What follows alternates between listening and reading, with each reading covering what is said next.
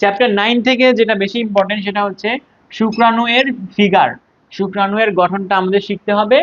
স্পারমাটোজেনেসিস এবং উজেনেসিস এই দুইটার যে প্রসেস আছে, প্রসেস বা স্টেপস, এটা আমাদের ভালো মতো জানতে হবে। এটা না জানলে কিন্তু হবে না, পরীক্ষায় ডাইরেক্ট চিত্র দিয়ে দেয় স্পারমাটোজেনেসিস না উজেনেসিস, তুমি ব্যাখ্যা করো, তুমি দিয়ে তখন এটা আঁকতে হবে। এরপর যেটা লেস ইম্পর্টেন্ট সেটা হচ্ছে নিষেকের ফলে কি হয় এবং গুরুত্ব কি। জায়গোট হয়, এরপর জায়গোট পরবর্তীতে মোরোলা, ব্লাস্টোলা, গ্লাস্টোলা, এরকম অনেক জিনিসগুলো হয়ে যায়।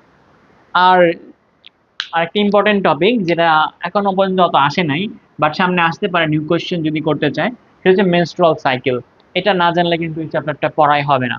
তো মেনস্ট্রুয়াল সাইকেলের যে তিনটা যে ফেজগুলো আছে, এটা হচ্ছে কি রজস্রাবীয় পর্যায়, এরপর আছে কি মনে করো বর্ধনশীল পর্যায়, সবার লাস্ট হচ্ছে ক্ষরণশীল পর্যায়। এই তিনটে স্টেপ গুলো ভালো মতো আমাদেরকে জানতে হবে। তো এটা মাস্ট, এটা শিখে যাবা, এটা ছাড়া